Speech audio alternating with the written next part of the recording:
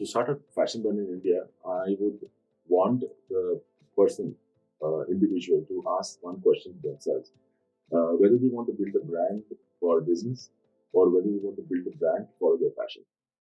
This brand new episode of the Indian Millennials podcast is focusing on an industry that, as Indians, we should be really proud of because it has a huge legacy. Any guesses? The industry happens to be the textile and the apparel industry. Today, I'm joined by Mr. Dheeraj Razdan, who has worked in various companies, has had a corporate life experience of more than a decade or so in the apparel industry. Today, he runs two brands and is also a consultant for different brands that are small scale and also medium scale as well.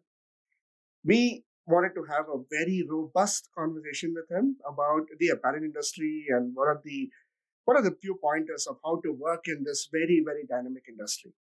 And if you stay tuned till the end of this episode, I promise you, you will get a very fresh, raw, authentic, and real world ground situation pertaining to this amazing industry, which has a lot of scope and a lot of improvement and a lot of challenges. But remember, the Indian millennial mantra: where there's a challenge, there's an opportunity. Stay tuned.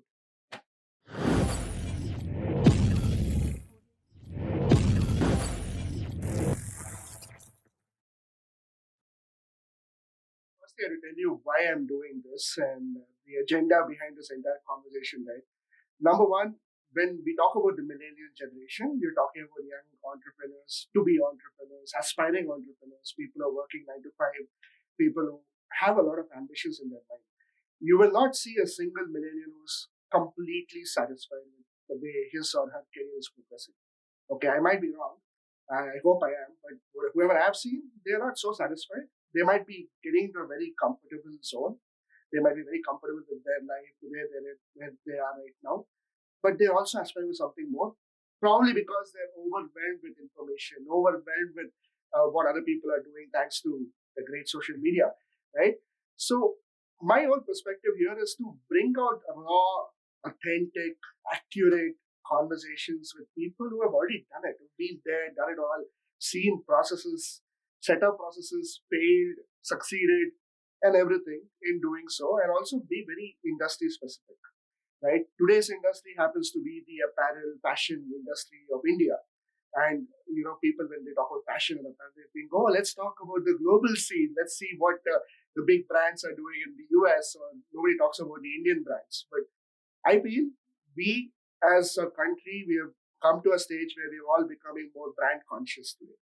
We are gone are those days when we wear what our parents used to give us, or bade bhai ka kapda tu pehno, and all that jazz is kind of The hand-me-downs are what to say. yeah, that's actually stopped. Now people want to buy good brands, good looking stuff, and they also want it at a very, very reasonable price because we are spoiled for choices. We are the most spoiled customer in the world, right? So I thought of having you on this episode to discuss the actual reality of this particular space, this particular industry, right? Just one question that comes to the top of my head. I've gone to Surat recently. Okay, Right. there are so many buildings there. It's not even funny. There's a huge number of buildings. They're all markets. Each building, each floor has about probably 20, 25 shops. All of them have their GST numbers, very well, properly kept, It's a well-oiled system. Actually. very well oiled system. Yes. Yeah, and these guys are easily in the revenue of they're making about 2 to 10 crore bracket minimum revenue per year. Okay, there's so many shops selling almost the same thing. I'm not saying I have not seen anybody sell. You have anarkali sets, you have the Georgette specific clothes available everywhere, but still they're all making money. I don't know from where. In every shop, probably you'll see a new brand. Yeah, and there might be their own brands. There might be some other brand. Somebody else's. There are also first copies and all that, right? So, what is it about Surat that is so special in the apparel industry, especially from an Indian context? So, as I told you, Surat actually has a very well-oiled ecosystem actually. And there you would say like a lot of people, are in the industry, a lot of infrastructure is available. The system actually supports entrepreneurship in that city. And manufacturing is, spread across all the places. So you have a very good system wherein you will have the infrastructure have the sales. The team, is a very good mix of everything which is Okay. available. That actually makes Surat very, as a very interesting place to, be the place where the sales can actually happen. That's the reason Surat is like one of the topmost markets, to manufacture, even for procurement, to sell in India. Very close to Surat, there is Jaipur. Very close to that, there is Delhi, which is again more of a trading place. Manufacturing happens majorly Surat or Jaipur or Ludhiana. You know, so manufacturing happens in Ludhiana. Sales will happen from Delhi. The control majorly will happen from there. If you just go a little bit south, you will have Bombay again. It's a very big trading hub. Manufacturing probably would happen in the interiors of Maharashtra. Then you would have places like Bangalore, which is again a very big trading hub and a good manufacturing base also. But bigger than that is Tirupur. Tirupur actually has a lot of potential.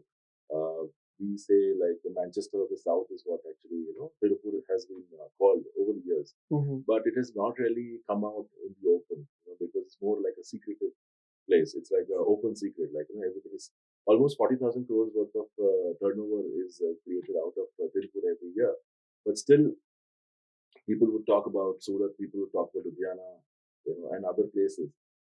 People would not talk about Tirupur so much. Probably it is a little bit in the south, and the business community is more towards the north. So maybe that would be one of the reasons actually.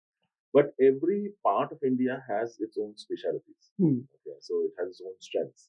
So you have the woven and the dresses, coming from out of Surat. You have the synthetic knitted fabrics made out of Ludhiana. Cotton knitted fabrics from south, that is in Tirupur. Um, Denim shirts manufacturing are majorly done in Bangalore. And then you have Bhopal, you have Delhi, you have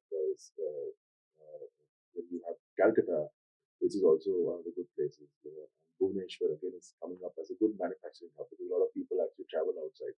So it's scattered everywhere, but there are major trading hubs, and then there are places where the manufacturing happens. So you'll always have a manufacturing and a trading hub very close to each other. So that is where the controlling actually happens. That's how What is a trading hub? I mean, for trading hub just is the benefit basically of our where the listeners. procurement people, big guys with a lot of money, they would actually procure stuff at a very low cost, and they would just trade. You'll have traders basically. Like you have example in Bangalore, you have chip trade. In Delhi, there will be some different places. In Bombay, there is carve, would be one of the places. And Surat, there will be many other places where people would procure in bulk. They will keep it over there, and then traders or small shop owners or retailers would actually come there and do a deal of products, shirts, t-shirts, pants, whatever the products that you want, and they would buy in bulk. Actually, so that is how the trading happens. Is what we call it. So majorly, see, manufacturing happens everywhere, but majorly, like manufacturing happens in Tirupur and the trading happens out of. So Chennai is also one good trading hub. And then you have Bangalore again as one of the good trading hubs. There's always a confusion for me. The difference between a trader and a distributor. Because from what you said, both are the same. Both are actually, they do the same thing. They procure at a low cost and they add their margin and they sell it. That's the distribution. They create their own channel partnership. They have their own channels towards retailers or online, whatever. Traders, on the other hand, they trade among themselves as well. What I've noticed is one cloth, one material, right? I mean, for example, in Surat, you pick up an anarkali suit, okay? It would cost you about 300 to 50 rupees over there. Again, considering it's coming from the manufacturer, just assuming that guy is a manufacturer, then that goes around so many different shops in Surat and it gets added on by 20 rupees, 20 rupees, 30 rupees. I mean, they have this very interesting language that they use. I mean, do taka, teen taka in Gujarat, right? And it's a hardcore business. But by the time the retailer gets it, he's getting it around 750, 800 rupees from another trader who has probably spent about 750 rupees, added 50 rupees of his own margin and sold that. And then this retailer sells it to the customer, that is me, at around 1,200, 1,300, right? So my point is, there's so many traders that trade among themselves. But in distribution, If you are tied up with a brand or a company, you have an understanding with the company. Say you are X company. I'm going to pick up X number of units, SKUs. I'm going to store it in my inventory. I'm going to pay you this much amount of money as a contract fee. And I'm going to add, like, say, 18% or whatever. I'm going to put an MRP tag on the same cloth, and I'm going to sell it. The distributor's job is to just get the access to retailers to the brand. Sure. But traders don't do that. They if they have some stock, they just rotate. The stock keeps rotating. Is that the reason why Surat as a market has so many shops and people? I mean, there's so much of material lying there, or is it something else? So I'll break it down in a more simpler way. Actually, technically, what is a trader, and technically what is a distributor? Actually, trader, his job is to actually just make money and rotate the products. Right? So manufacturing can be A, but trader can be it can go up to C, D, E, F, whatever. It can have many number of it. It will change a lot of hands. That every hand it changes, the percentage keeps on adding up. So for a retailer to actually meet one of the traders, it may take some time, but he should actually try and reach the source of it, or maybe at least the first trader or the second trader actually, because it's like a second hand, third hand, fourth hand, fifth hand. You will every person will actually add up its own margins actually. So that is one. Trading is all about that, they do this business just to make money. It's dhanda. It's simple. It's just to do that itself. Distributor also will have similar kind of percentage margins to make. But distributors are usually the ones actually who have been appointed by the brands to sell their products.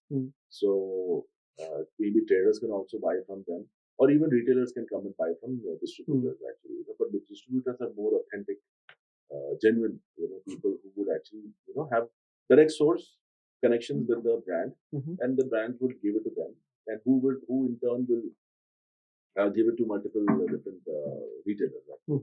Where the products will be sold. So the number of hands, will be less in a distributor chain. Number of hands would be more in a trader chain. It's like a set process, isn't it? A brand decides how many hands it will move. From the brand manufacturing point to the distributor, then distributor to the retailer. Traders, you don't know. You simply don't know. Do you think in this market that we are in right now, with India becoming a more brand conscious country, maybe it's become post-COVID? I mean, the reasons for this would be, in my opinion, correct me if I'm wrong, is we become more brand conscious after COVID or during COVID, because when digitization of our own households became a huge thing. I could see my parents' generation picking up, groceries from, buying groceries online, which was unheard of. Before, earlier, we used to go to a vegetable cart, inspect every single onion. Indians love to negotiate. Yeah, and there's no room for negotiation now in digital world, right? I mean, they inspect every single onion, and then even picking up a dress today, there are a lot more people who are comfortable picking up stuff online than earlier. The mindset was, I will go to the shop, I will check the cloth, I will check the fabric, I will try it on, I'll go to the trial room, I'll do all those things. To now, where we are is I'll order 3. If one fits me, I'm going to return the other 2. Which has become a nightmare. You don't have any questions asked policy. Yeah. So you tend to do that, and that you will buy some products and you will see. You're not losing anything. You do a COD or you do a prepaid, but then you always have the benefit of actually returning the product back if it is not fitting. And there's no questions asked policy. So the seller is always at risk of losing a little bit money, and the customer is the king actually in this scenario. Yeah. No, I mean, to be honest, right, it's not just customer. It's not just they don't return it. You see, if it's not fitting, they can always exchange. Some people pick it up, they put a review saying it looked different on your website catalog, and I've got it differently, and that's why I'm going to return it back. Right? All these things also happen. Now, my question is, are traders going to find it a lot more difficult to sustain in a market that is becoming more brand conscious? Because when I say brand, I associate an MRP tag, at least minimum thing put on a dress, on a particular cloth. And when I say brand, I also look at a well-oiled distribution engine which is being created. When I even say brand, I also see a lot more online presence. So what costs online will be similar, or maybe some discounts here and there. Do you see traders life becoming more difficult in the maybe in the next few years? I'll take you to a bit of a flashback, how situation was, say, 4 years back in pre-COVID Okay. and what it is today. Just, giving you a very clear-cut answer to your query. Mhm. So, when you talk about people are very brand conscious today, the COVID and, working from home has made people to be aware that I want more value for my money, right? I want to get a good product for my money. So you had these grocery marketplaces, who went out of the way to ensure that I am going to give you a good product, which is going to have these many number of checkpoints, and the quality which comes to you will be as good as what you purchase physically when you go to a store. Mm-hmm. That's what actually people, So first thing is the awareness program. They have actually carried that forward. Then people have started realizing, yes, I'm able to get the same thing without, going to the market, spending time on auto rickshaw, or taking my car outside and spending time in traffic. Without that, going through all those hassles, I'm getting the products in my hand, and I have generally created a little bit of a understanding with the seller or the marketplace from where I'm procuring the goods. So once that happens, then you're comfortable. So that's one. That's something which has the understanding of how the sales process actually has happened, and creating a little bit of a what we say, we say the bharosa, like, I've got little Trust bit of a factor, trust factor brand recall, between the seller actually, Mhm. between the seller and the customer. That trust factor has gained over the last 3 to 4 years actually. That is something which has changed pre-COVID and post-COVID. Now we talk about how the traders are going to behave in this whole what is their role going to be. India is a vast market, right? And even today, if I'm correct, actually more than 80% is still an unorganized market. And it is shrinking. The organized market is growing, like say about 10 years back, 10% to 12%, 14%, 20%. That's how the organized market is growing, which is branded market, right? So it is growing over the time. So once that grows, the organized brand market grows, the unorganized market shrinks actually. So the one credit to be given to this kind of change is the marketplaces actually, because they have really put in an effort to uh, make the customer understand that yes, you can get a similar product or a better product without the hassles of actually traveling to your local shop. Where you can get the stuff in your own hand, in your own house, in your living room itself, at just a press of a button. So that is something, marketplaces what they have done over the years. Over the years they have done. Pre-COVID, we used to always talk about tier one, tier two, and tier three. So you have the big mega cities, and you have the smaller cities, and then you have the tier three. People used to only talk about that. Post-COVID, there are two more tiers, which is tier four and tier five. I'm not sure whether you've heard about tier four and tier five. Actually, who are the customers in that market? And there has been research which is done that the with during COVID, with the mobile penetration, people started downloading the apps, and people started purchasing online, and that is where a new market was, which was created, is the tier five market, and the kind of products basically which the tier five market purchases. It's a huge research which has been done, and the kind of market opening, because of the internet penetration, people have actually got their smartphones, they have actually downloaded apps, they have been able to understand, yes, there is a market, there's a shop in your own phone, which you can do it. That is something, which has, so that marketplaces, of course, is to be given credit for the penetration. That is where the organized market has grown in those areas. So people today demand for better products. You go to a local shop and you will get whatever he gives you, right? But then today, if you demand that I want this kind of product, I know this brand, can you also keep the brand? So once the demand, ensures that the supplier also has to think. The supplier also has to think about what the customer is demanding. Then they will start looking for brands. They will start looking for brands, at least in a small way. They'll start looking for brands, and then people have expendable income, and they want to, look good in a XYZ, brand. They want to look good in that, and if they can afford that brand, then might as well buy it, because then you are always going to be standing outside, like out of the crowd actually. So that is something which is helpful. So traders, coming to the point, traders as such will continue to make money. Just the margins will keep on going down because people are more towards. Previously, traders used to deal in unbranded products. Today, they deal with branded products. That is the only change which has happened. So with brands, margins shrink. So then they have to sell more number of pieces to actually make that kind of margin. Actually, that's a difference. So, but I mean, just to speak awareness actually has made the difference. But trader point of view, the reason why I asked you this question, right? I mean, margins are shrinking. They're dealing with more brands today. A distributor to the retailer might have a trader in between, and maybe that will take away a little bit of the retailer's margin as well as distributor margin, or vice versa. You will have a trader dealing with a brand, and the brand says, okay, say for example, 20% is my margin to the distributor. The trader will say, I'll keep 10%, you keep 10% to the distributor. Is that what you're saying in terms of shrinking? So shrinking, um, in a small town retailer, what would happen is that he would want X brand, but then he will not be able to, because then the distributor will say that, okay, I'm only able to give you 100 units. Example, like, no, I'll be able to sell you only 100 million units. But the retailer would say, okay, I can only afford 10 units because I want to try and test the market. So then what will he do? He will want the same brand, but then he will go to somebody else. That other person would be the trader.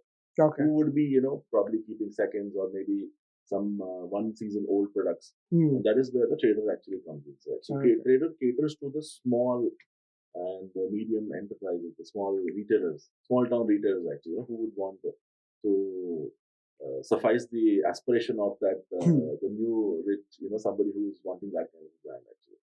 This brings me to a flashback of 2020. March 2020, lockdown happened in India. In, I think, June 2020, I was flooded with content on YouTube saying retail is dead. Retail ab gaya. No point in trying to sell retail because even once you get out of the pandemic, people are not going to go back to shops because they are so used to, so comfortable working from home, ordering everything from home. 2021, people said no, retail might be still alive, but it's kind of in the ICU right now. But then the second lockdown happened. At that time, people said, forget retail, don't do retail business, do only digital business. And then D2C boom happened in 2021.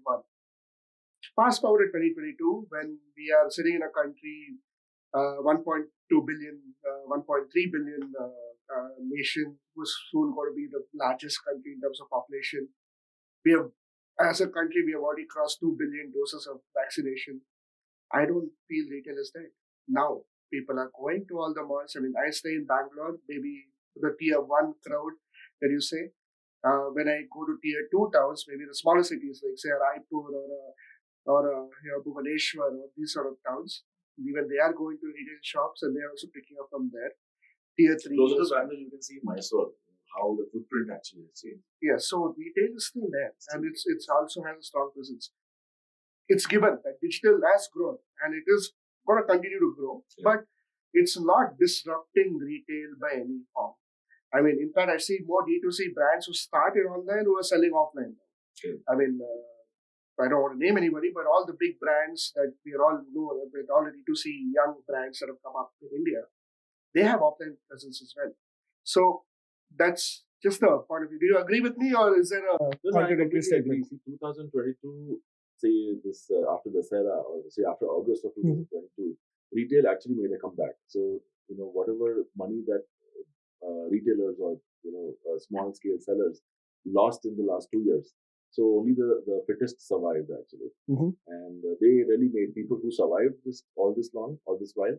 They actually made a lot of money, and they covered up their losses in the last 2 years. And that kind of bumper sale actually happened because people you can say revenge buying. People want to go out, and they were fed up of actually, stocking up those boxes of courier boxes in their house, and stuff coming in their house. They want to actually go and touch and feel and really smell the air in the markets.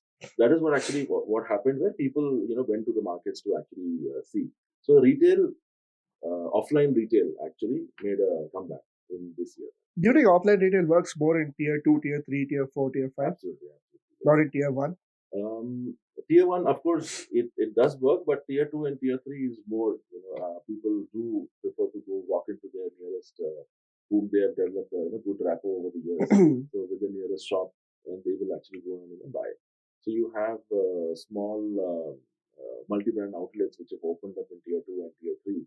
And that is where the brands are actually making an inroad in those places. That is backed by the data of customers buying those brands from those locations. So that is analytics, right? So that is the data which these marketplaces are providing.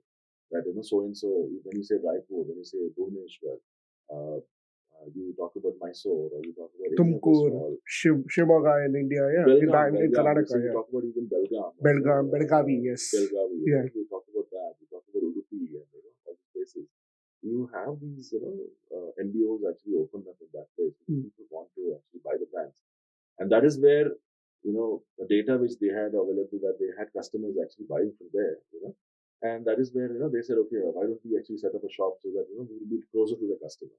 That delivery and the pickup can happen actually within a few hours. Okay. Rather than, for example, somebody is ordering in, say, Delhi, or, it may take 3 days, 4 days, 2 days, for transit, for dispatch or the transit time. You'll be much closer.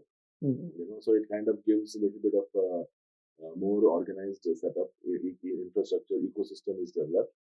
It generates jobs in that area, and the customers are able to feel more pampered by brands being available closer to them. So they also feel like, yes, my city has arrived. Yeah.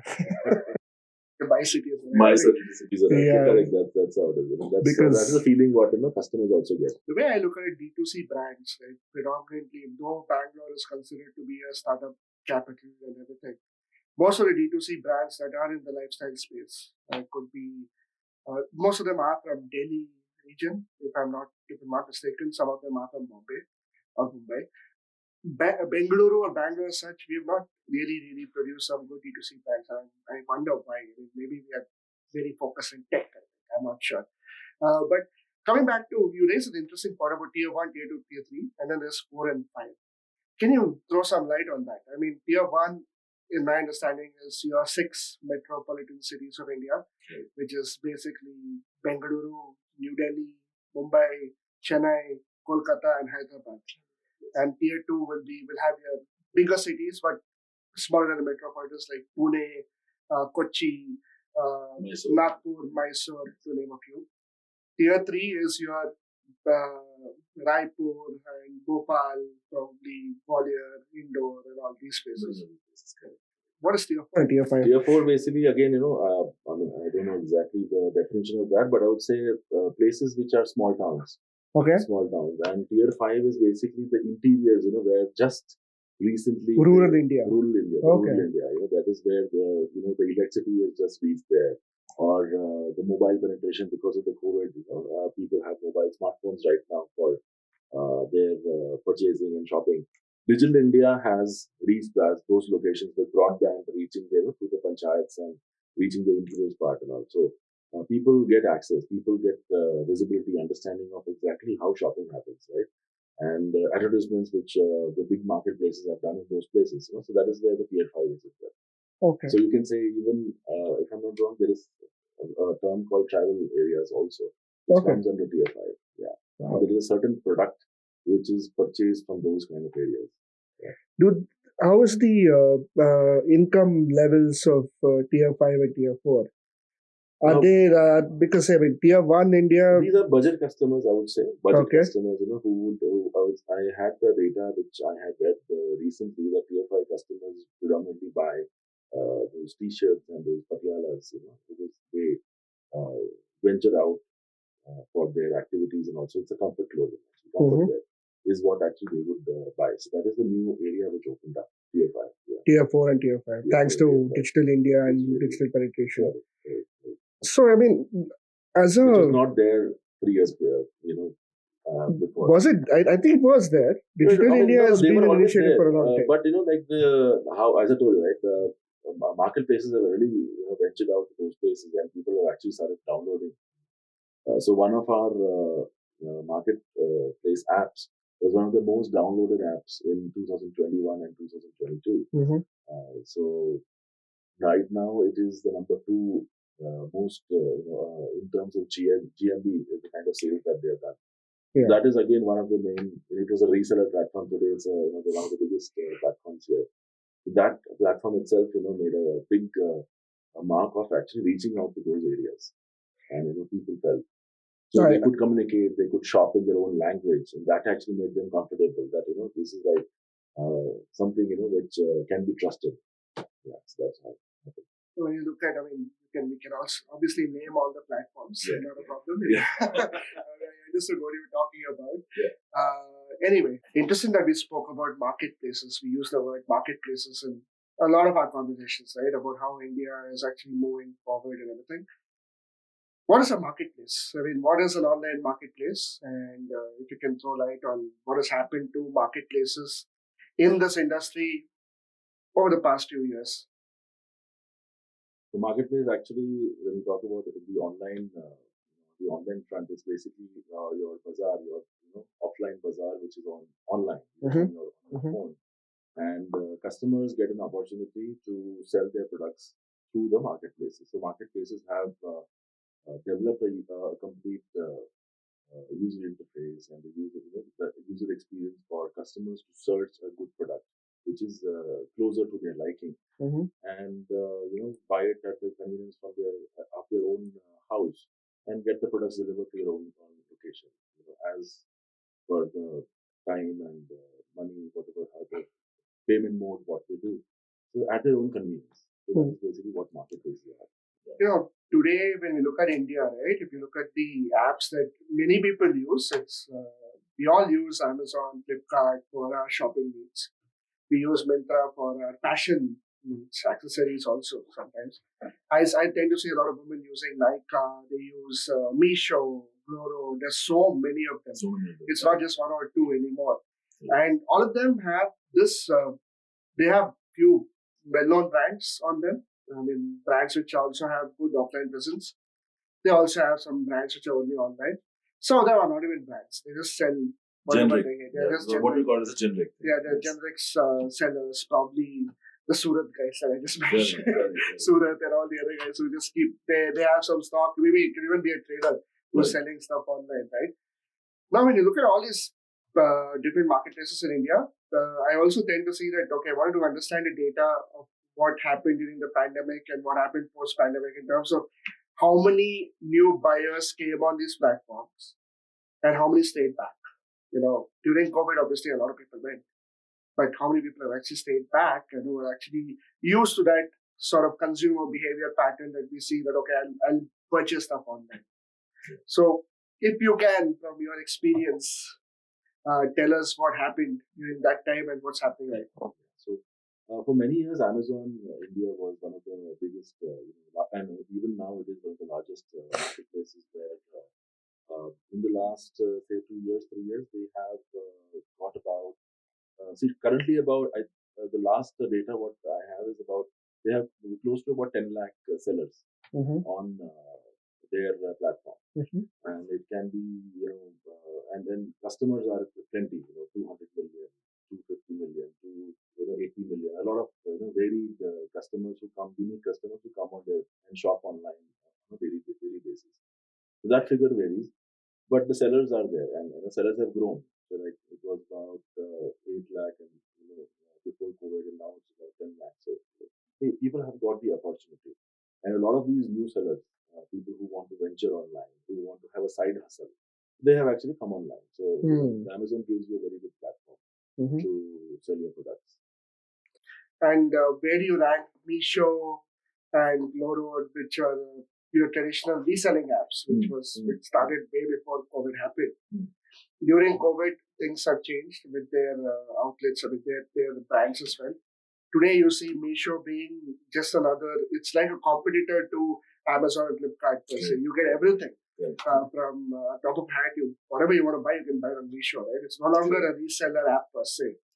So where do you rank these apps? Because they're all Indian, made in India, for the Indian audience. So, and you see so many brands, some of them are selling the same thing but with different names and everything. So how, where do you rank these guys now in the new context, at least in the next decade? Where do you see these guys playing a big role, especially in the fashion industry?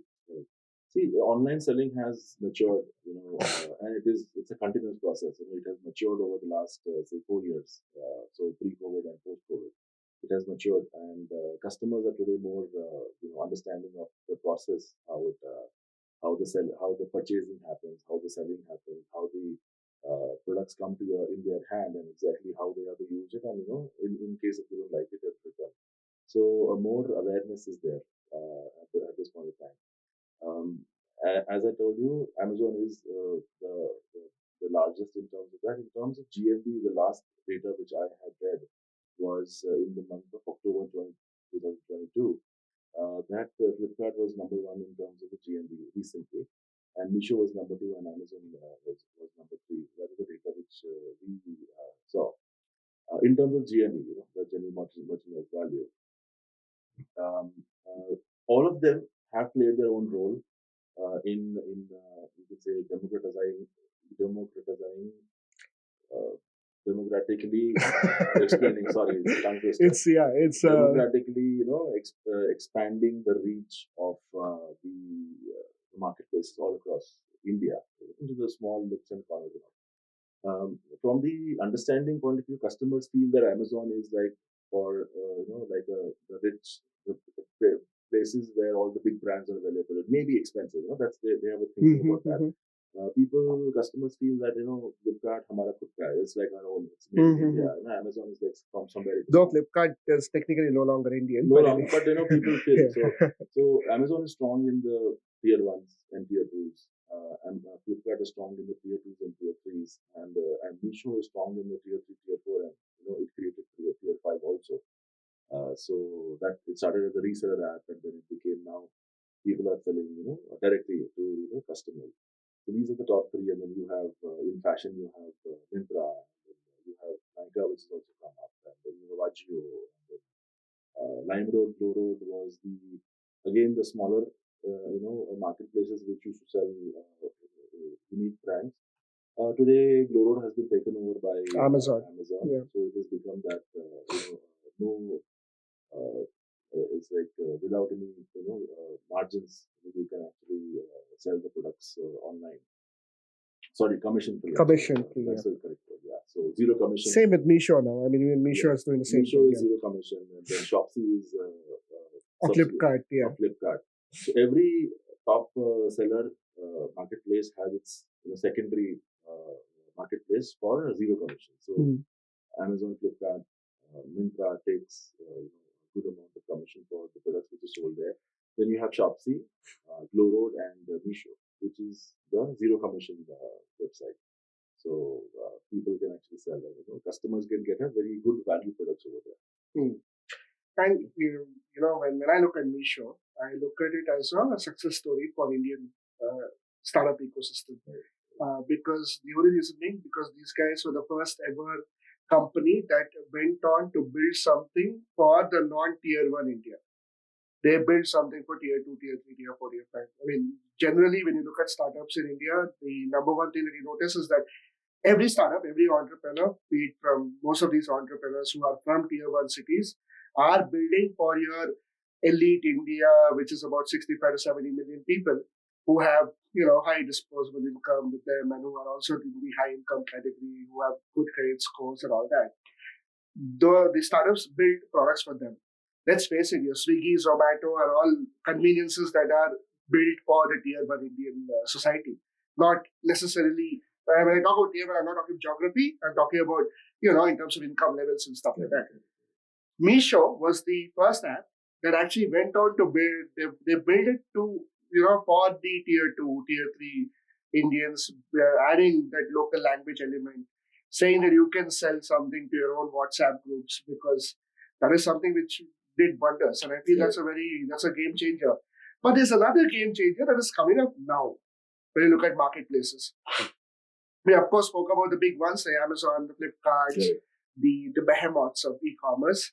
Then there's like Misho, Glowroad, all these guys are smaller ones, but they're also there.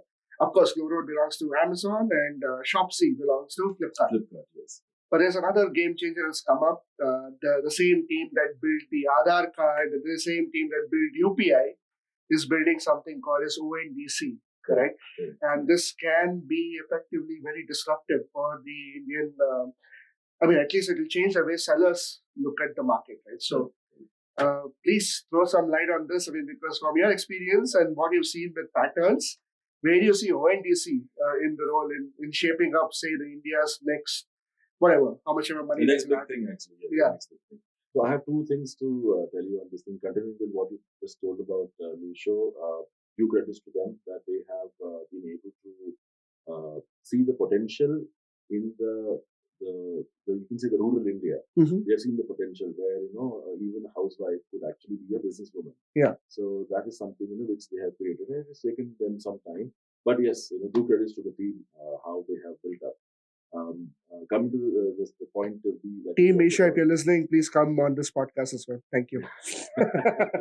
Go ahead. So the second thing what you said is again what ONDC is online network for digital commerce is what the government is actually building on the same lines as Aadhaar, the same team actually who built Aadhaar. Yeah, Nandan Nilekani and his team. September 30th was the day where it had its start in Bangalore and some 18 other cities, and it is growing steadily. They are actually in the trial phase. They'll understand. They'll fall. They'll get up. They'll see how things are going to work out. And people will try and understand. Even we are trying to understand, exactly how it works and how that integrations will happen between different.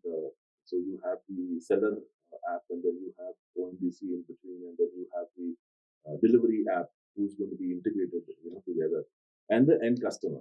So how those things will integrate with each other, and who's actually going to get the customer is going to get the product, but how the money is going to be distributed. And ONDC, of course, it will be a game changer, definitely, because the kind of percentages what the commissions what the marketplaces charge. So it is a little bit of a deterrent to the small sellers. The small sellers definitely need to catch the bandwagon of being tech enabled. So that is something which ONDC is planning to do. And if that happens, it will be great. Just as we are just having a conversation today, just 3 days back, I had the same conversation with my family members. Actually, I had a visit to Bombay, Delhi in the last 10 days, business visits, and then I visited Jammu for visited marriage. And there I met all my youngsters of my family. I had the same conversation. They're all staying in Gurgaon and Delhi and cities like Lucknow. They're staying there. And all they pass out, who pass out in the last 5 years, they want to do something big. The same point they also raised up, saying that big cities are right now overused, and it is everybody is trying to acquire the customer who's already been acquired by 10 other people. So you have the Zomatos and the Swiggies, and then you have now the Zeptos. So the customer acquisition cost is very, very high. The CAC is what we call as customer acquisition cost is very high for those customers, city customers. But one thing which people need to understand is that the customer in the tier 2, tier 3 cities are also tech savvy. They also have smartphones. They also are aware of the brands, and they are also willing to participate in the growth curve. So that is something where the newer generation actually should focus on. Like a few months back, I had been to Udupi, to Manipal, Udupi, Bangalore. That's a good belt actually. Where even ONDC is using that area because a lot of engineers are getting passing out from there. So a lot of talent is available in the tier 2 and tier 3 places in India. People always focus on the big cities, but big cities, it's like you can say overused and they are kind of dying out. But the future is actually in those areas where raw talent is available. Just that knowledge and just the understanding of the whole business, and they will be able to be carry the carry the torch, for the future generations and the business to grow. That is where the new frontier actually should be. That is the kind of conversations we actually have. Yeah, it's very fascinating to see such conversations happen because honestly, from in my honest opinion, the way I look at Indian growth story for the next decade, Right. we all talk about this concept of brain drain, right? And a lot of people going outside India to work in different parts of the world. Yes. I think most of us who stay in, say tier one cities will obviously have some member of their own families who's not staying in India anymore. They've probably become US citizens or maybe US, Canada, name the country they're outside, right? There is brain drain, for sure. There's no doubt about it. But then I also noticed that there's a lot of inflow of a lot more fresh minds from tier two, tier three India into these big cities, right? And taking up the jobs that were left behind by people who actually gone out. So in reality, it's just a cycle. It's in reality, if you look at any leading startup today, any proper tech startup in Bangalore, and you check where all the people are coming, where are all your teammates from, where are people who are working in different teams, you will find maybe about 20% of the entire population of a company who are actually from tier 1 and 2. The rest of them are all from tier 2 India, who have got their education from probably tier 2 India colleges, but they've come to the city and they've started working for these startups in any role, be it hardcore tech, deep tech, sales, business development, any role you can think of, you'll find these people. Because you look around, I mean, when I look around in any other offices that I go to, I don't see a lot of people who are from actual proper Bangalore, who are from proper Chennai and proper Delhi. No. You'll actually find people who are from different parts of the same state or different states are coming up and setting up shop. So the concept of brain drain, according to me, is just a cycle. It will continue, and it's okay. I mean, I think India will still do well, irrespective of whether the brain drain happens. It's a cycle of life, actually, which kind of rotates all around. People travel outside for greener pastures, and then they feel, no, boss, India is where the growth story is. And and I don't want to stay there. I want to come back. And somebody who's made his moolah, he wants to come and spend time over there. And somebody who has not been there would always want to. Okay, let me just go and see, exactly how it works out. But yes, India is one of the fastest growing economies in the world. And just today we saw that the G20 presidency also has been given to India. So the government also is planning to have meetings in about 50 different cities, was what I read today in today's newspaper. That again will give a lot of credibility. It will give a lot of visibility to those cities, and I'm sure it will not be in all those big cities. It will be in those smaller cities as well. Where probably we would not have heard them before. That yes, talent is available. Technology is available today. Bigger companies are investing on those smaller cities to actually make them, tech enabled. And today, the talent, the engineers and the doctors and educated children of the students of India are actually taking back that knowledge and awareness of what they have learned in the cities and taking it back to the villages to make them more self-reliant and to make them more, to make them more competitive on the world stage. So I recently saw, like in the last 1 year, the one district, one product program, which the government of Uttar Pradesh has started. And today I read in the paper there's a one district, two products program, which I think the government of Uttarakhand has started. That is something like, identifying the uniqueness of that district and actually taking it on the world stage. You have a state with 30 districts or 40 districts, or and how each product. So you have a potential of 40 different products which you can take it to the world stage. And people today will go to eBay or Etsy or some of these unique sites, or even there's a website called IGP also, where people actually buy these gift items, unique gift items from India. So there is a lot of potential, and people pay big bucks for that. But now, once you give those small sellers a platform, an understanding, a know-how of how these products can reach out to the direct to the customer. That is you can say the success of this whole program. That is where actually we will see, yes, India will leapfrog to the next level of growth. That is something which is very positive to see in the future. The biggest thing, Dheeraj, that I do again, apart from the brain drain and all those conversations about Indian economy, Yes, and building for tier 2, tier 3 cities, which many people are thinking of. We live in a very brand conscious world today, right? I mean, from the shirt that you wear to even the innerwear that you wear, it's everyone wants to wear something which is branded. yes, And brand is not built the way it used to be built earlier. With the advent of social media, with the kind of overwhelmingness of the information that's available that you have access to at the fingertip, you scroll down, you see a lot of content, you see a lot of things, right? I mean, we ourselves are trying to build a brand here with the Indian Millennials cohort, right? And this funnily brings me to a very interesting tweet made by Nitin Kamath, who's the founder of Zinoda. He said that, 1 out of 5 Indians today, they are about 25 years young or younger, right? So he said, if you want my advice, stay in India because the best opportunities are going to come to Indians itself because everyone wants to hire Indians in today's scope of things. Now, when you think about this, there's one side of it where we have a very young India and the India that is extremely ambitious. They do not have an inklage of colonial mindset that is prevailing to them. Very ambitious, very confident. This is a generation that has, say, their idols are Virat Kohli and all those guys who show aggression, right? They're aggressive in the right way. Yeah. These are the guys who are that.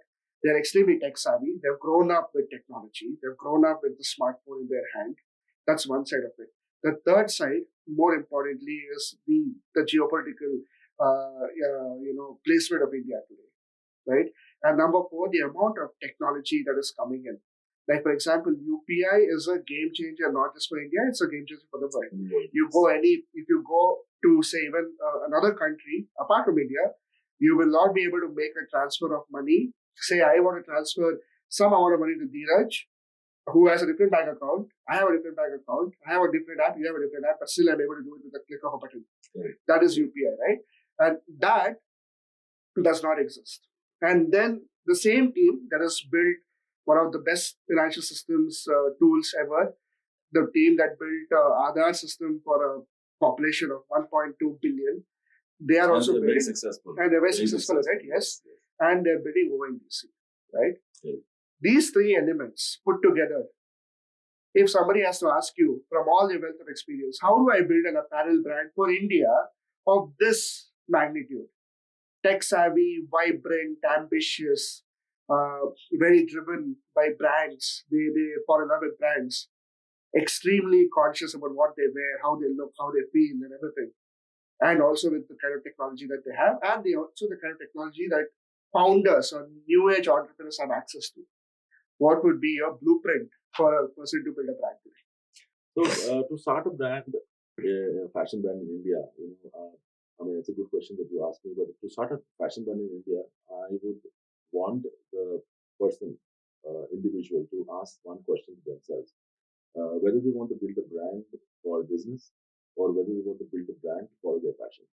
Okay. This is one question that you ask. Because there are two different approaches, two different routes. Let's take both.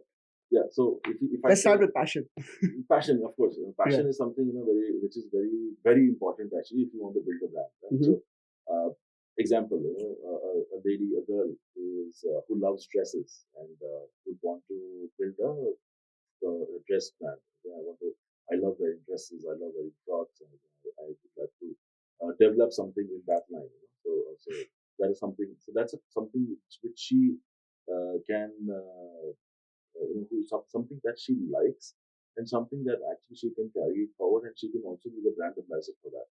It's something that you wear it yourself. That is one thing. The other thing is that if you want to do it for business purpose, then you will do research, you will see exactly what is trending, you will see seasonal trends, you will see what exactly is happening, who is liking what are the kind of bestsellers today in the market. There are a lot of research tools which are available. Based on that, you will also be part of the rat race and see how much money you can make on that. So that is basically brand for business. Independent brand for fashion is something what you can do. Um, I spoke to many people in the recent past. What I've seen is people are burdened by information. People are burdened by so many brands which have suddenly in the last 2 years have sprouted, and they are everywhere. You have name the brands that is available, and you have this USS and God knows, I think you have 12 months a year sales which is happening. Everybody's trying to outwit the other. So at the same time, people also feel some of the people also feel that I don't want to. When there's a sale, you have probably 500 people coming and buying the same product. And, it may happen that if you in a city like Bangalore, you go to Brigade Road or Church Street, and you might find somebody else also wearing the same product, same brand. Okay, so you don't want to feel awkward in that way. So there are people who I have spoken to, and they said like we buy from Instagram because those are small runs, capsule collections, and they are unique. So I know that if one product has been made, probably only 10 units of that product has been made. So there is no chance that somebody else would also, I would walk past, or who would walk past me wearing the same product. So that is something unique. I want to feel unique. So I'm ready to pay that money for that. Okay. That is, which.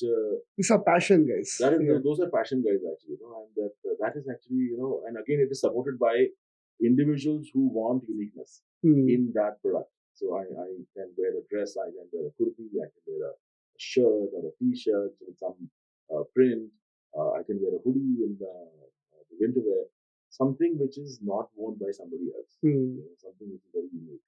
That is the social media has given that kind of opportunity to people to create brands and reach out to the masses. How much ever you can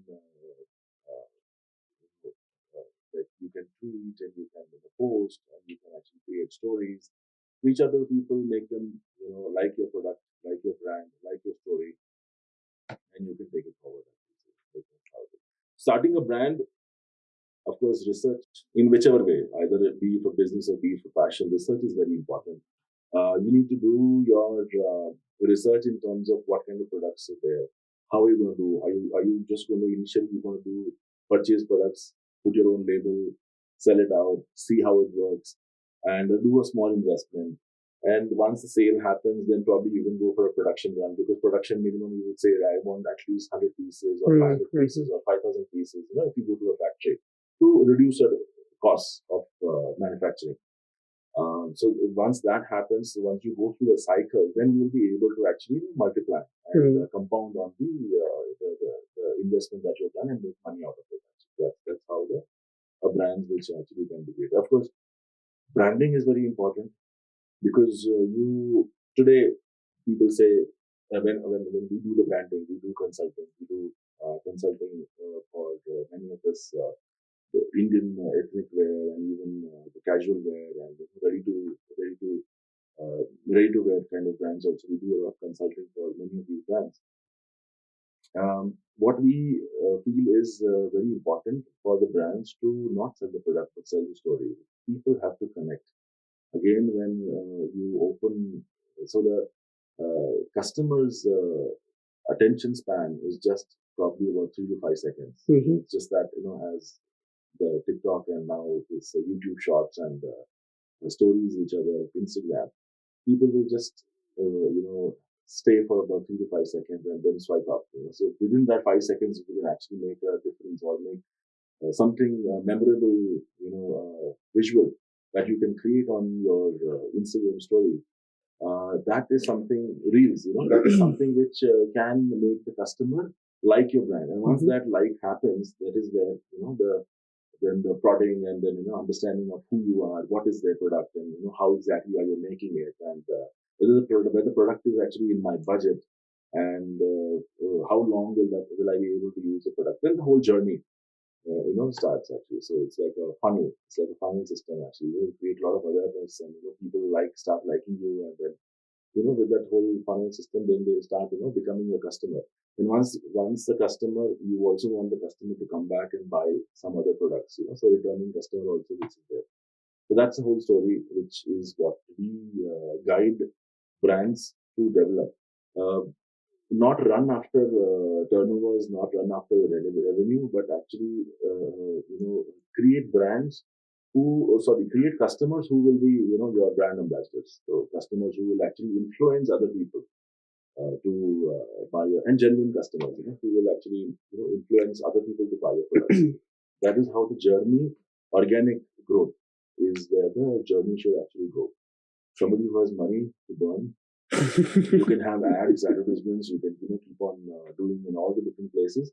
Somebody who's starting out somebody who's new, and somebody who's creating a capsule of collection, with his own hard-earned money, or whatever pocket money or side hustle that they're creating, they want to, make genuine money or business out of this whole process. So this is the kind of route is what they can take. Like online, offline, they have to focus on where they want to be. Right. And see, online is always the cheapest and the best way to reach out to the masses. Mm-hmm. So we have customers from Andaman and Nicobar and Shillong and all these places, which previously, if we were in offline sector only, it would be difficult to actually reach out to those people. Today with online, you have customers from all different parts of India. So you have somebody from Kanyakumari, somebody from the interiors of Kashmir, and then you have Gujarat and the Northeast, customers from all these places, people, Itanagar and all, customers buying. So we've seen, that people want to actually try out. The transit time will be a little bit more, but then yes, customers are willing to actually wait for a good product. Okay. They feel like, okay, I'm somebody in the mainland. Somebody may feel, I'm from the Northeast and I want to see what is the trend which is in the mainland of India. Um, and so they will actually buy, and that is how you will be able to reach out to more customers.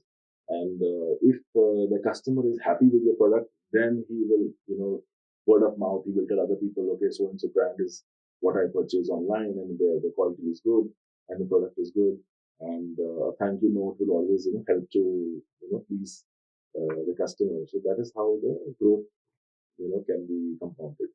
When you say that you're able to reach customers in Andaman and Nicobar, when you're able to reach customers in Itanagar, Arunachal Pradesh, or even interiors of Gujarat, interiors of even Kashmir, Jammu and Kashmir. Right. These are traditionally your areas where it's not, you don't see such areas pop up in your customer segments in India, right? When you're able to do it without ONDC, then what is ONDC all about? Why should you even have an ONDC platform? I have an Amazon. Okay, I'm a new seller, right? If I want to sell something, if I want to create my own brand, I will go and open an Amazon for business account. I'll open a Meesho account. I'll open a Flipkart account. I will start selling clothes there. I'll start selling whatever I have to sell. I'll try to build an audience on Instagram using the power of the reach of Instagram Reels. I will start using YouTube Shorts for YouTube. I'll do all that. That's basic digital marketing, which everyone needs to know today. You do all these things. You reach out to many customers. You don't know where your customers are. That's the power of social media and the power of our entire geography. Right. What is ONDC going to solve here? Why do we need ONDC? First thing is that to do business in India online, you need to have four things. One is your email ID, your phone, your bank account, and your GST. These are the four things which are required. Yeah. You have these for most of the products. These are the four things which is required. If you are into food, packaged food, then you require a FSI license. And if you are into Ayurvedic, then you require the Ayurvedic central license. Actually, these are the things which are required to sell online. Now, if you sell on marketplaces like Amazon, Flipkart, Myntra, Nykaa, and Ajio, and all these big brands, big marketplaces, you will pay a marketplace commission. Mm-hmm. So, like there are many charges which are there. So there's the courier cost and fixed fee and variable charges also which are there. So that it comes to a good percentage. Depending on the product, it will be 10 to 30%. Depending on what it is actually product you are selling. And it also will vary based on where the customer is from. For example, if I'm in Bangalore, and if I have a customer who is in Karnataka, so I'll be charged local and then regional and then national. So you have like 50 rupees courier and then 60 rupees courier and 80 rupees courier, depending on what it is. So that the courier charges will vary. But overall, there are certain commissions which are a deterrent to the small and medium sellers. Okay. ONDC is trying to remove these obstacles where every person who wants to venture out in the online space can actually be a seller on the marketplaces. Right? Okay. And ONDC wants to bridge that gap. So that is where ONDC is trying to bring it. Now we're all trying to understand how things are going to be, but ONDC is going to be a zero commission platform, which is going to connect the seller, the customer, and the service provider or the courier person. That all these things he's going to connect. And all this ONDC is going to work from the government's point of view of increasing the footprint of digital India and provide an equal space to A level playing field, of course, basically, for the sellers to reach out to more customers. Yeah, I think, see, from what I've understood of ONDC is like, okay, a seller comes. It's basically open network for digital commerce. Yes. It's a very decentralized, democratized network for sellers. But you're also going to be selling. I mean, Amazon is. I think Meesho is part of ONDC. Recently, I think the Meesho Mall thing. By the way, full disclaimer: we are in December 2022. So our understanding of ONDC is as much as ONDC's launch in India right now. So if you're watching this after 4 years and you consider us that we don't know anything about ONDC, you're wrong. So just giving a disclaimer here. But yeah, as of today, my understanding of ONDC is this: that you have a seller who wants to sell products across India. Okay, I am in Bangalore, or I'm from Chenpatna, which is famous for its toys. Okay, and I want to sell these toys to an audience sitting in probably Kashmir or Uttarakhand or maybe Dehradun, or even Northeast India. I have this product. I put it on Meesho, whichever. It could be Amazon. Anybody who's tied up. Seller platform. Yes. Yeah. Yes. I get my order on Amazon, so I'm actually my only the query that I have is, okay, I'm maybe paying that commission to Amazon either way. If whether it's on ONDC or not, I have to pay Amazon their commission. I have to pay the XYZ marketplace the commission anyway. So if ONDC is trying to make a level playing field here, how is it? I mean, they might probably help more logistics players to play, not just your centralized players. They might probably democratize the entire logistics scenario in India, which I completely agree with. They might also help getting more customers, which I don't know how. Probably they will integrate UPI and stuff. I don't know that also. But the biggest question mark that is that, okay, if I'm anyway going to be part of these different players, I either way have to pay the commission fee. So how is ONDC reducing the commission fee? You see, so to simply put it, even from what I understand of ONDC is like, if you talk about Amazon, it's a platform, a marketplace platform where a seller is able to upload his products and sell to a customer. So I want to sell a product to you through Amazon is the intermediary, right? And then through that, the product is sold. So Amazon charges you a commission for hosting your products and to selling the products to the customer. So it charges you for that.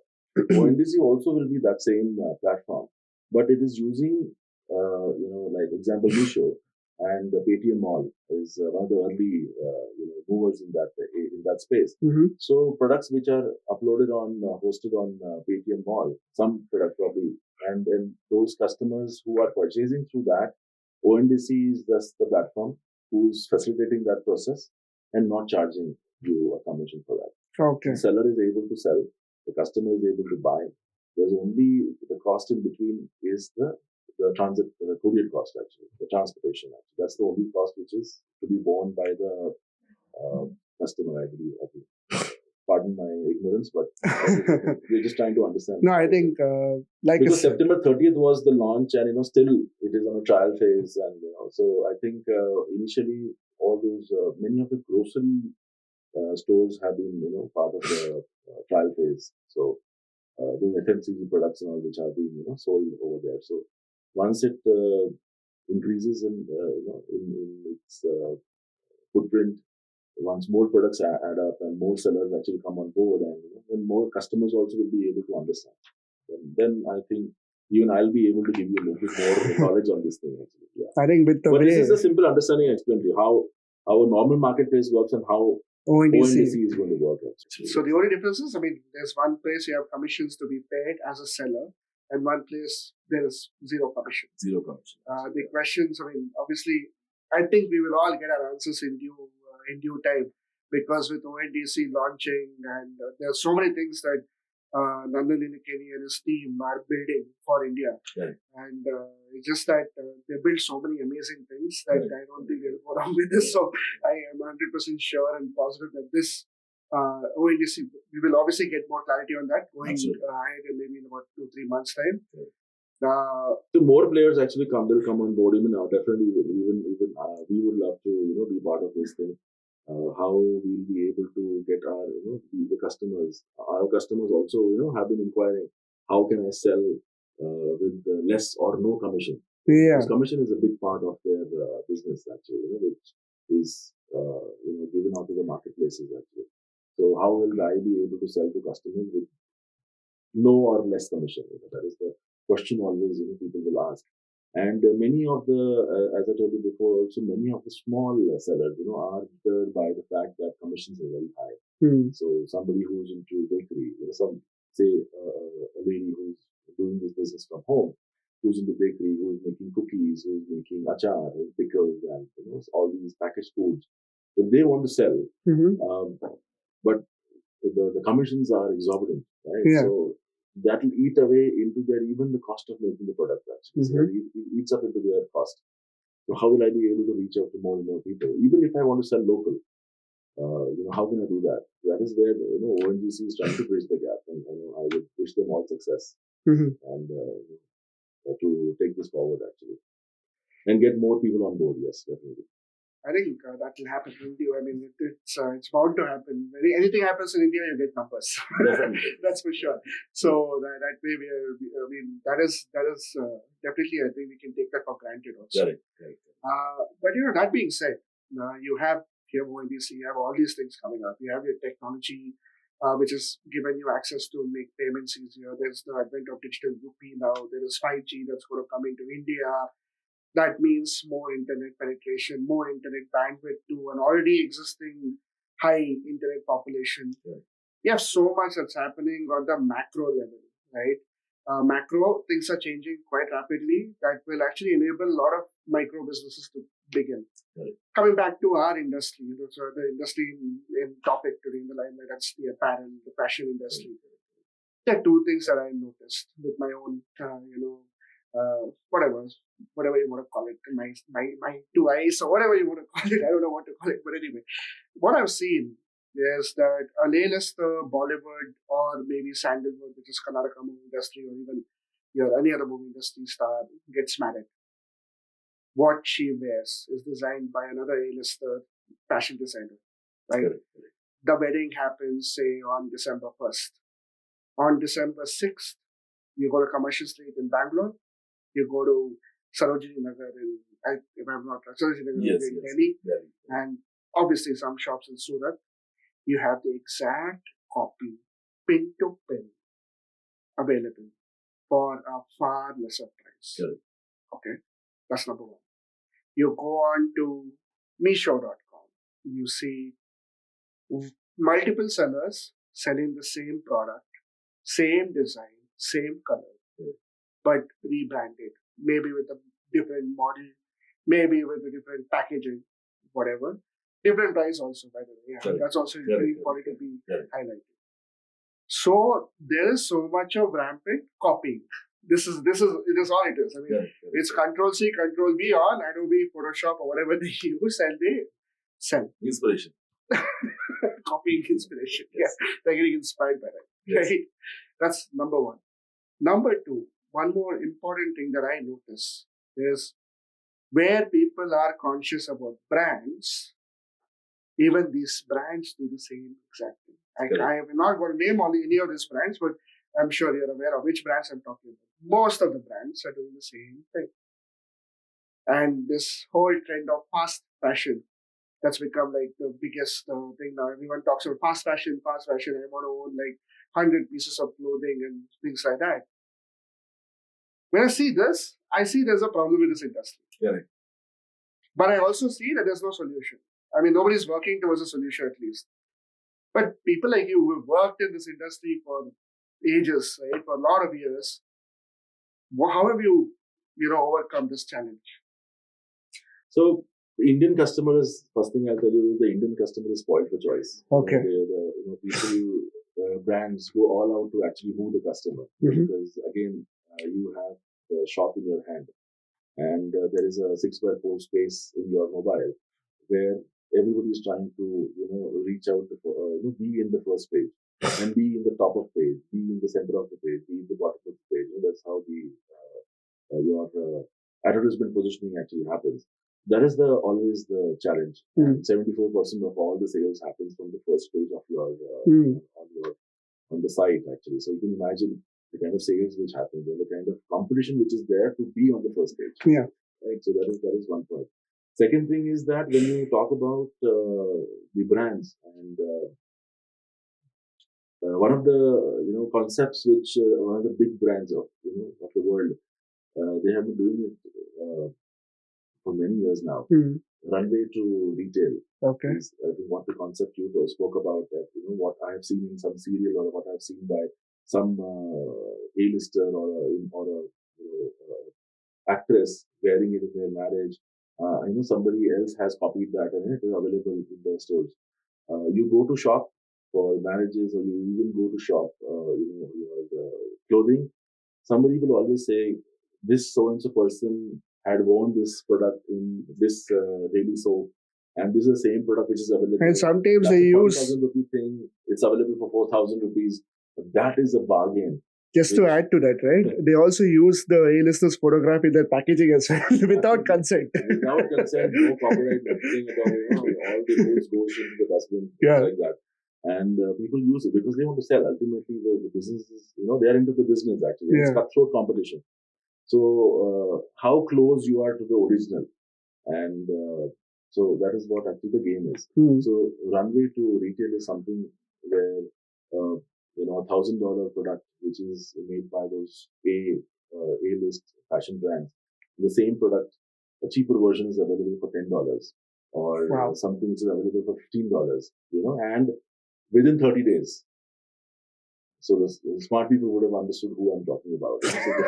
So that is something which has been going on for a very long time, and constantly changing the look of the brand. So that kind of it's basically FOMO.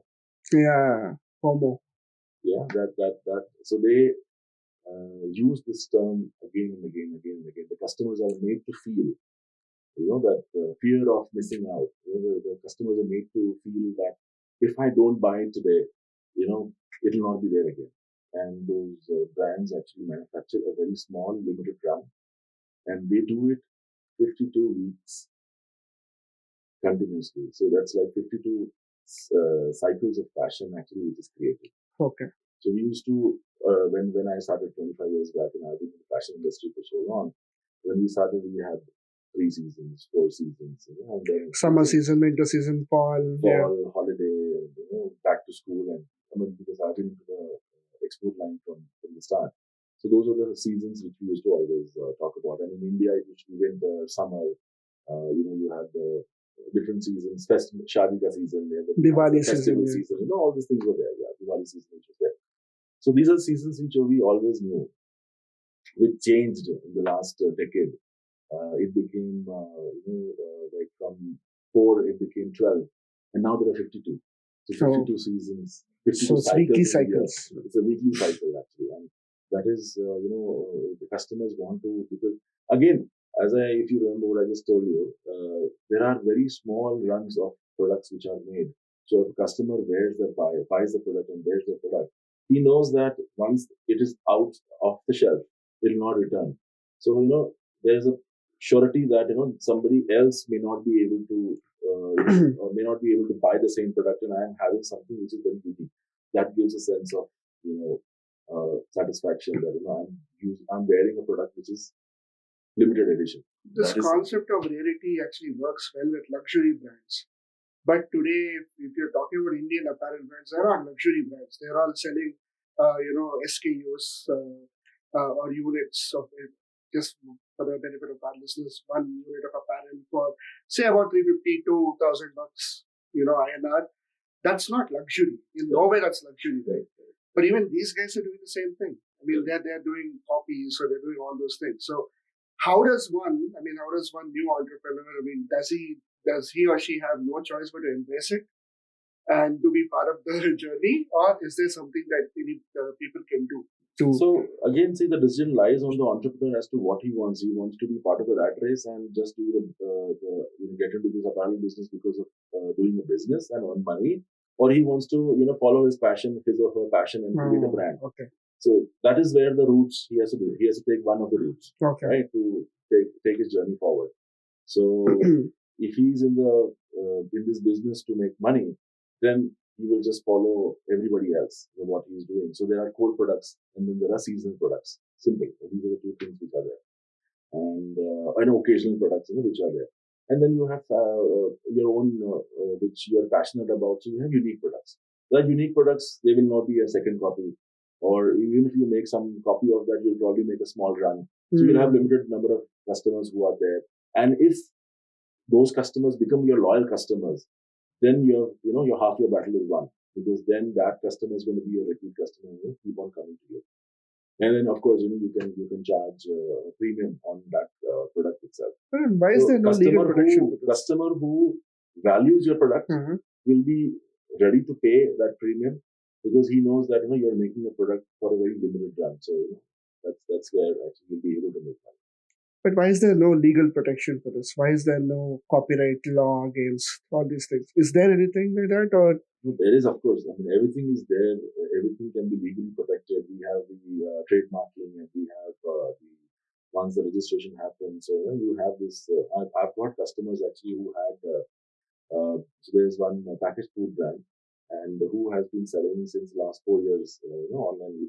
One of our customers actually, and there were 3 copies who created just one name by so and so. That name, okay, so one of my customers has that name registered, and so somebody else created that name by so and so. Then somebody else created that name by so and something name for so and so. So you have so many versions which were created, and everybody got that. Just because they had applied for trademark, so that's a gray area. Okay. So they got the opportunity to sell that product online. Now, once we got the wind of it, right, and we started blocking those, we had to raise issues, we had to raise tickets, and we had to prove that yes, we are the owners of this brand, and on behalf of the customer, of course.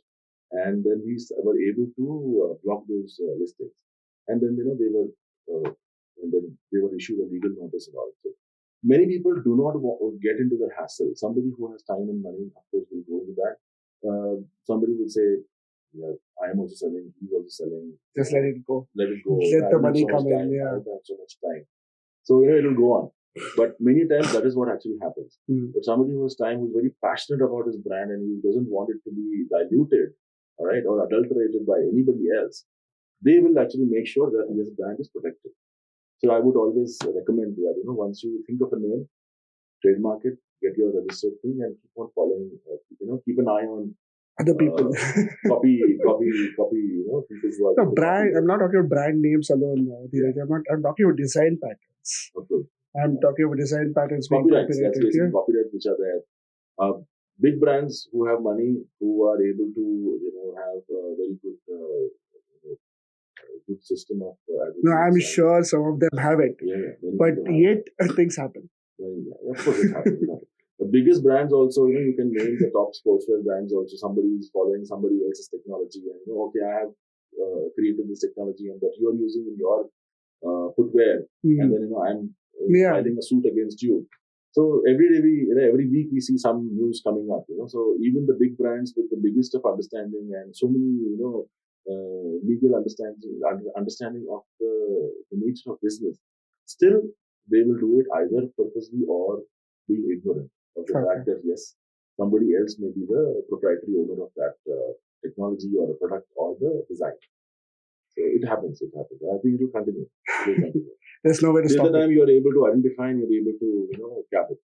But then the loss is there where, who actually bears the loss for this? So the person who is the creator or the brand name has created the technology or the brand or design, and somebody is actually creating a cheaper alternative.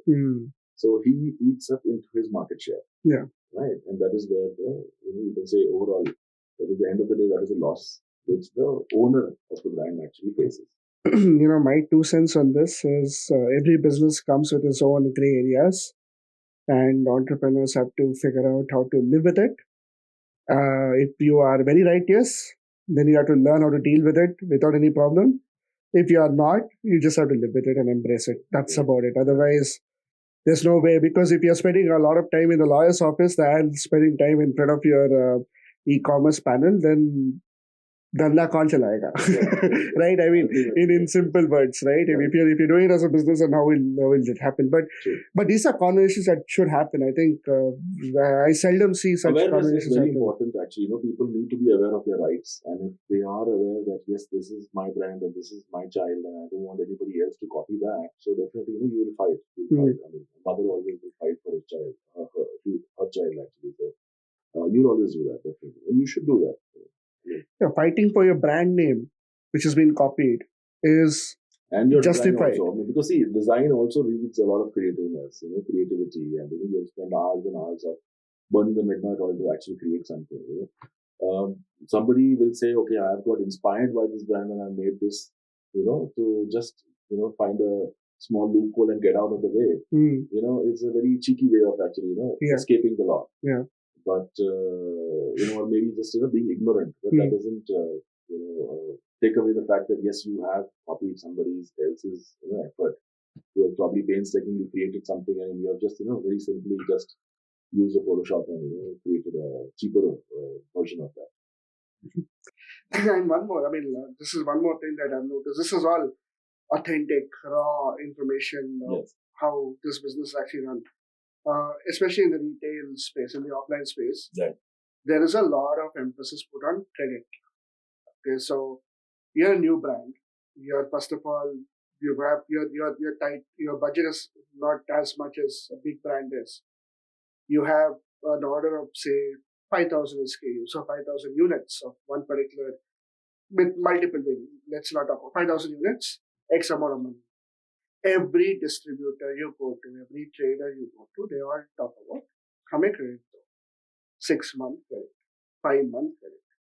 They give you a check, they give you a blank check sign. That's the surety.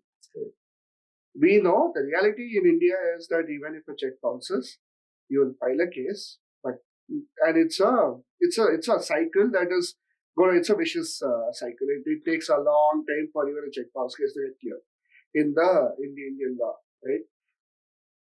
This is the reality. This is nothing that is nothing against the judicial system. I'm not speaking anything which is not a fact, which is a real fact. You ask any entrepreneur, any businessman, he will tell you this is the fact. My point is, this whole credit system, how does one, go through it? I mean, how do you gain that trust factor with the person that's saying, okay, because sometimes you don't get the money back. I mean, how is that learning, or what is those 2 tips that you can give as a seasoned guy in this particular space? What do you suggest to the new entrepreneurs, the new guys who are coming in, to how can they go through this without any problems, and what are the few checklists that they need to have to ensure that the money comes to them at the end of the day? See, one of the more important points here is to understand is that ask yourself who you are actually. Who means are you a person or an entrepreneur who has limited funds, or are you somebody who has enormous number of amount of funds actually, where you can you have an appetite for risk. That appetite for risk taking is important to ask yourself what you can do. And if you can't really give credit to anybody, then you have to, maybe lower down your costs and lower down your margins, and then wait for the brand to actually have a name. Where people actually come after you rather than you, running after sellers to actually buy your products. So maybe reduce your costs and then say, okay, I cannot wait for 3 months, but I guess I can do it for 15 days, or I can do it for a month, and give some credit. Verify where the product is being given to. who's the product actually, who's a distributor, understand from the market, do some research, and go on the internet and try and find out about the person, the credibility of the person. Right. So first thing is ask yourself about what's your risk taking appetite. Understand that. Second thing is that understand the credibility of the person whom you're going to give the products. Then you'll be able to be in a better position to decide whether you can give the person credit or not. If you can't give it, then of course you need to say sorry. That okay, maybe go for a new person. Okay. That's how it is. Yeah. So are there still people in India who are willing to take it without credit, or is it predominantly a credit-driven market? See, if D2C in the last 2 years, if you say a lot of brands are created online, online only brands, like direct to consumer, they have created a name, and people understand that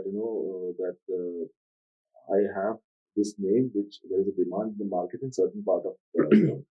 So I have a customer who sells very premium leggings, right? And they have a certain quality, and they provide 100 washes, fade resistant, color guarantee. Okay, so this is the unique USP. 100 washes, fade resistant, color guarantee. Now there is one part of Odisha in Cuttack. Okay. Somebody has got that wind that this product is good. That customer called him, saying that okay, I know I've got this understanding that that this product is good. What product you are selling, and this product I can also be a seller. Would you be able to? Would you like to be partner with me and give me something for a? But these are my terms. 3 months credit. So this person who's already established in the market, he has that risk appetite. Risk appetite, of course, he has that thing. But he also is in a commanding position to say no, saying that, boss, I already have a customer in the area Odisha, which is closer to you, in Odisha itself, right? And I cannot give you credit. But because you have come to me saying that there is a demand for my product, I can give you this much cash discount. Okay. Are you willing to take that? At the end of the day, the person has taken the products because there is a market for that product. Okay. There's a market for the brand. So he was able to sell the product at a discount. So MRP remains the same. He's just a discount, what he's got. So now this person is able to create the sale. The customer is able to buy at a product and he's feeling elated that okay, I've got a same product but at a little lower cost, and I've got a discount also. And he's able to create more sale actually. He's getting more margins out of it. So that is the condition which this seller was. He was able to execute the transaction. Okay. Because he has a name, because there is a demand. So again, they did a little bit of market research to understand, whether should I fall into the debt trap, or should I just, say no, that okay, I want to sell the product without, giving any credit. It's all about creating your own market, right? Yes, it's all about creating your own market share, and then everything falls into place. Definitely. Initially, people will always say, like, you have to give credit to actually, create awareness. The other one is that if you have created awareness online, and if somebody is following you, then of course they will always say, I have so many thousands of customers are there, so many thousands of followers are there on your social media. And definitely, you have a brand, recall, and you have people following you and commenting on you. What is the interaction rate? What you have? Definitely, there is a you have a good possibility of sale. So why don't we try? Maybe we'll work on a term which is beneficial to both. Okay. So that is somewhere you need to have a middle ground. You need to find your balance, basically. You need to find a balance, actually. Okay. Try as much as possible not to get into the debt trap. Okay. Now, 5 very just the last snippet from your experience to all our listeners. 5 snippets that will help you that will at least lay the path for you to become an apparel brand owner in India as of today. And you're building obviously for the future. If you're building today, you're building for the future, right? So what are the 5 things that you would tell, do this, you will not go wrong if you do these 5 things? What are those 5 things? If you had asked me this question in 2019, I would have had a different answer. Yeah. 2020, I have a totally different, since 2020, I have a different answer altogether. When we were all working from home, we all understood one fact, that I have 200 different products in my wardrobe, but probably only 10 or 15 products I'm using regularly. Yeah. So that understanding of what I need, what I want and what I need has, that you have a clear definition of that. That is something the consumer today is very well aware. Right? And the consumer today, as I told you, is bombarded with options, but he is wanting a value for the money that he is spending. Right? And then you have inflation issues everywhere. So customer also understands that if he's going to spend 1,000 rupees for a product, what is it going to give him? Is it a sense of pride, or is it a sense of satisfaction because of wearing a product, or is just that I'm going to show off a brand? So so that customer understands exactly why is he buying, why is he spending the 1,000 rupees. For the seller, again, it's a predicament. What exactly is he, reaching out to the customers, satisfying the customer's pride by, if you have a brand which is created, okay, I'm wearing this brand, I'm wearing this watch, and this is the kind of, sense of relation that I'm getting. So the seller is catering to that kind of thing. So answering in more with more clarity is that today the five things which somebody would have to look at is that you need to first of all understand who's your customer, who's your customer exactly, and what are you trying to sell to the customer. Are you selling a product for a certain value, or are trying to sell an emotion? And somebody who's a customer who's going to be loyal to you will always definitely reach out to you. Are you also, there are some check boxes that you need to fulfill. That are you trying to be a fashion brand, a fast fashion brand, or something which is sustainable, something which helps the customer to fulfill his needs as an eco-friendly customer. So there are the many points which are there. So post to 2020, these are the things actually which is changed. Uh, and since you can see the last 3-4 months with post-COVID world, post scenario which is today in the US market, in the inflation, in the European market, and the amount of money which is available to spend, the expendable income is reduced actually. Customers are today doing a value buy. So either I want something which I need, okay, so I will go for something cheaper product, right, which will fulfill my requirement. But for my occasion or for my something special day, I would want to go for a branded product, which will satisfy my ego, satisfy my requirements. Actually, that I'll be able to flaunt the brand. So that's good. So customer, the reason for why the customer will buy a brand has changed in this last few years. And one more thing before I wrap this up, right? Because you come with really a wealth of experience in this space, in the industry, and you have worked in different parts of India. Bangalore as a city is not really. I mean, it's. I mean, I don't know whether it's in the fashion hubs of India. It's not, right? I mean, Surat is, Bombay is, Mumbai, Tirupur in South. If you want to see fashion, you need to go to Church Street and Cricket Road. Yeah, that's the way, yes, right? Yes, and of course, now with a lot of other malls coming, a lot of other Indian brands. But my point is, where was the fashion industry about 10 years back? I'm not even talking pre-COVID. Pre-COVID is just about 3 years back. I mean, we treat it as a different era, but it's just about three and a half years back. I'm talking from 2010 to 2019. How was the decade for fashion industry in India? Because clearly something has gone wrong as well. I'll tell you this because from my own experience of traveling outside earlier last decade, I could see a lot of clothes that I used to pick up at a regular shopping mall anywhere. I would see the made in India tag. These days, I don't see that anymore. I see made in Bangladesh, made in Vietnam, made in. I mean, it's majority these two countries. It's made in India has become a rare thing to see in the parallel world. During COVID, obviously, we all went through a lot of things as Indians and globally as well, and post COVID with a lot of changes. So, what happened to the industry? Something has gone wrong, and some things have gone right. But I would like you to elaborate on what went wrong first, then we can end it on a happier note by talking about what went right. So, yeah, what went wrong with the last decade?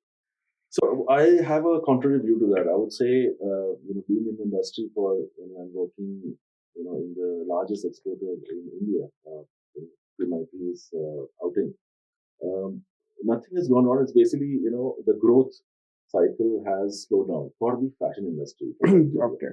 So if I talk about apparel and textile, probably today it's about 24 to 25 billion dollars is your export, or maybe over 30 billion. Only exports or the overall market? Exports, I'm talking about exports, right? So that is where it is. Compared to that, say 10 years back, the IT industry and the other industries, like, so the apparel or textiles were in the top five. Today, it is not even the top 10. Okay. So, the gas and oil and gems and jewelry and agriculture and all these things are actually have surpassed it. And they have grown faster, right? So even IT has grown faster compared to the fashion industry. The fashion has remained almost stagnant in this time, where all the other industries have actually grown faster. So today, if I talk about, so there are multiple factors, why it has remained where it is today. Multiple factors is one of the things is that if I say the company where I was actually working, today it's $1 billion company in terms of the revenue. Um, if you compare that to China, you compare that to Vietnam, there are probably about 10 or 15 companies in that. So the competition is there in that level also. But in India, there's very less competition in that area. So there are, there's so many small, medium, big, but there are no giants. So to actually compete in the world market. And the other factors are the cotton price, the infrastructure, the kind of understanding of the state support to get a skilled labor. That is something which is missing in India. Compared to that, if you talk about Bangladesh per capita GDP quite different to what India is, right? But then they have been able to scale up. They have been, with whatever difficulties they had, they've been able to scale up. Today they are 32 billion or 34 billion dollars, and almost I think 90 plus percentage of their exports is actually textile. It's a huge market. Whereas in India, if you say is less than, it's like a single digit, is in textile. So India is far better in other fields, other areas. But textile has not grown. But there are three basic necessities of humans: roti, kapra, and makan. So kapra is an essential part. Because, clothes maketh a man. Right? That's the saying which goes. So people will always buy the product, and they will keep on growing. But compared to that, the spending in other areas, are more than compared to that in the textile industry actually. So uh, skilled labor is again, I have seen in the industry, skilled labor is very difficult to find because that is something which is not really really available. When we talk about Bangalore, we don't get labor here. People are flown in, or they come in from Orissa, they come from Bihar, they come from this Bengal, and so many other places actually. People come. Tirupur today, if you see, like almost a third of the labor is actually from North India. A third of the labor in Tirupur, because people there have got educated, so they are moved into different things, and there's a shortage of labor. So people are coming in from different parts of India to actually work over there, and that is again, the Manchester of the South actually is today having labor shortage. So that is that is where the growth has slowed down in this industry. State support is very important to create this infrastructure, to create liquidity, to create a sense of pride in the industry, which was one of the largest in India, was one of the largest exporters or manufacturers of quality clothing. Today it is, those areas are changed, right? So you have different areas who are actually competing with that thing. So, but again, it's very easy to make a clothing than to actually learn computer and actually, be a coder or, be an IT professional actually. So that on the grassroots level, it can create more jobs. So that is something which governments have to understand. It is very easy to train a person in a month's time to actually be a tailor, and give them a guaranteed source of income.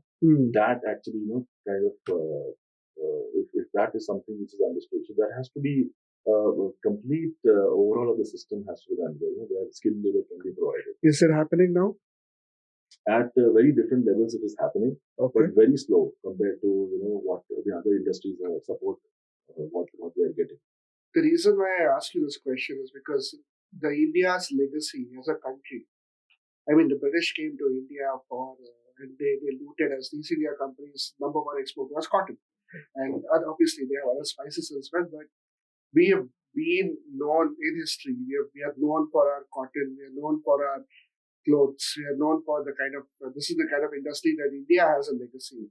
And today, after 75 years of independence, this legacy is slowly going away. Right? I mean, of course, we are building legacies and other things. That's great, but we can't let go of this because, like you said, it's easier to train a person in making one item of cloth or maybe 10 or stitch a product, yes. Stitch a product Yeah. and stitch 12 products in a day, Right. than teach him or her how to code a website or something because it'll take a lot more time. Correct.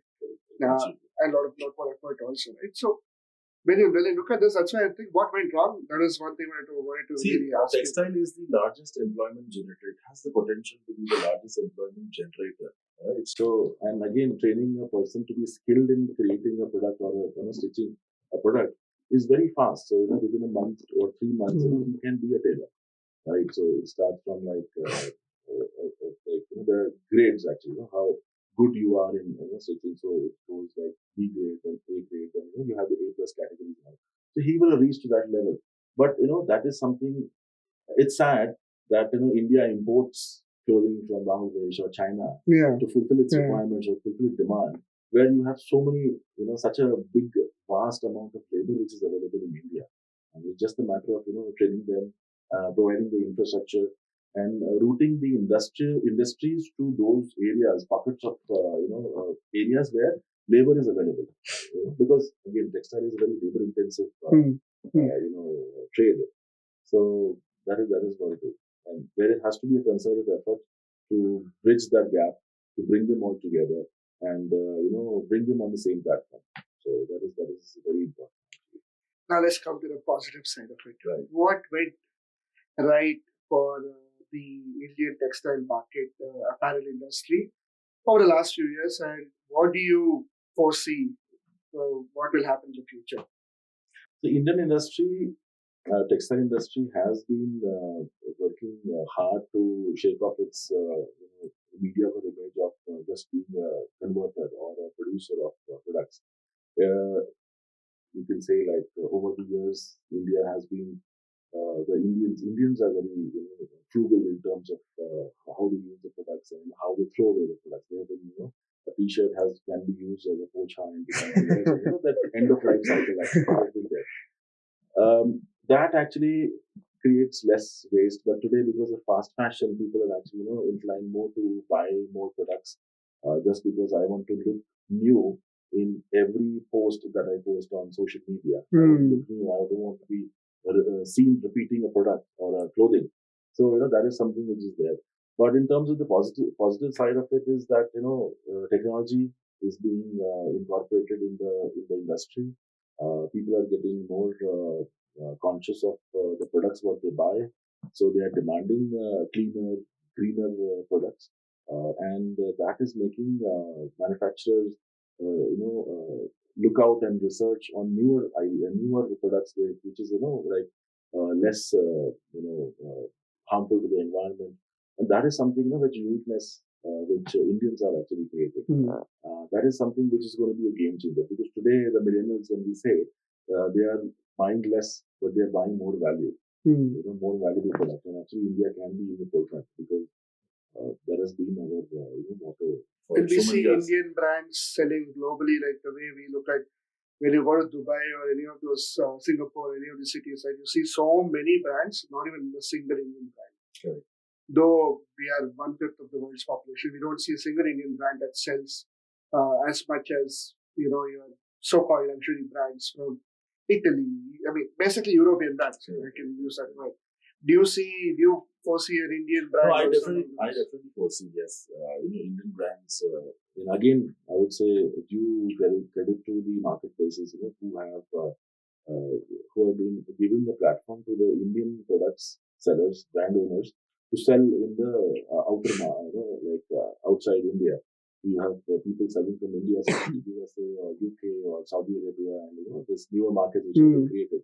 So a platform has been created. Through that, you'll be able to create more, and you can compound and grow from there. Actually, yes. This conversation is like a course in itself. It's talking very raw, very accurate information about what's happening in the apparel industry. I mean, not many people talk about things that we just had a conversation about, because people only talk about the glamorous side of things. This industry is 10% glamour, 90% operations. Operations, absolutely. Right? Yes, yes. You're managing the entire.